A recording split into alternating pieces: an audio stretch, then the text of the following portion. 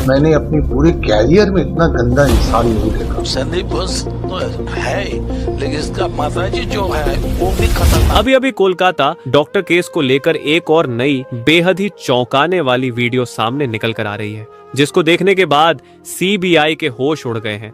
Doctor बिटिया के rape और मर्डर केस को लेकर एक ऐसे शख्स की पहचान की गई है जो कि टीएमसी से भी ताल्लुकात रखता है। सबसे हैरानी वाली बात तो यह है कि यह दरिंदा संदीप घोष का करीबी भी बताया जा रहा है, और यह दरिंदा इतना हैवान है कि आप इसके करतूतों के बारे में सुनेंगे तो आपकी रूह कांप जाएगी। दोस्तों, सीबीआई संदीप घोष से जुड़े सारे तार को खंगालने में जुटी हुई है।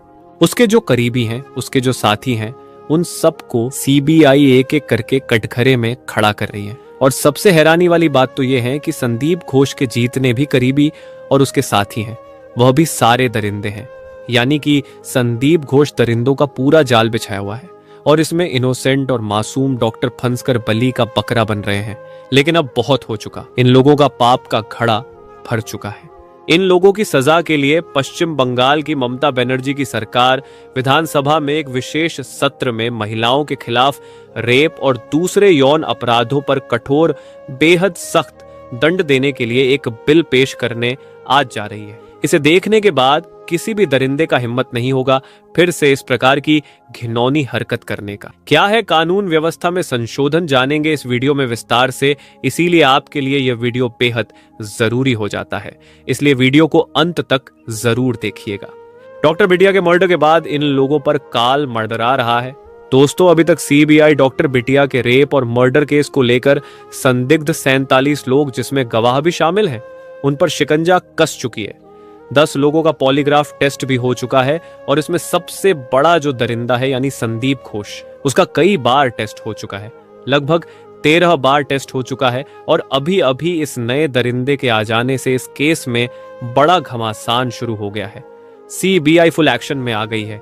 सीबीआई ऐसी जाल बिछा रही है कि खुद ब खुद डॉक्टर बिटिया के जो कातिल है वह दरिंदे फंसते चले जा रहे हैं। दोस्तों, मीडिया रिपोर्ट से एक और सनसनी खुलासा हुआ है कि संदीप घोष जो है वह लावारिस डेड बॉडी और बायोमेडिकल वेस्ट की स्मगलिंग बांग्लादेश में करता था। आरजीकर मेडिकल कॉलेज में जो ट्रेनी डॉक्टर होती थी उन्हें ब्लैकमेल भी करता था। 15 जूनियर डॉक्टरों का एक गैंग बनाया था जो वसूली करता था। इस गैंग के सदस्य गेस्ट हाउस में लड़कियां लाते थे, बाहर से भी कुछ लोग आते थे, उनके लिए रंगीन महफिलें सजती थी, यहाँ पर उनको शराब परोसी जाती थी।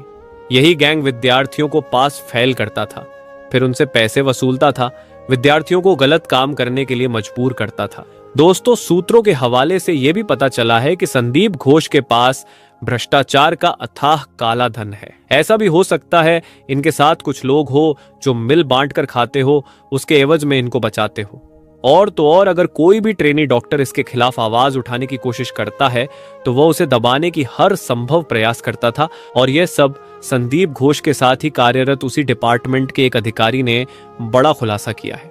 इससे यही साबित होता है कि इस केस का जाल बहुत लंबा बिछा हुआ है, इसमें बड़े से बड़े लोग इन्वॉल्व हो सकते हैं। सबसे बड़ी खुशी की बात तो यह है कि सीबीआई अपने फाइनल डिसीजन पर बहुत जल्द पहुंचने वाली है, और कोर्ट में चार्जशीट बहुत जल्द पेश करने वाली है।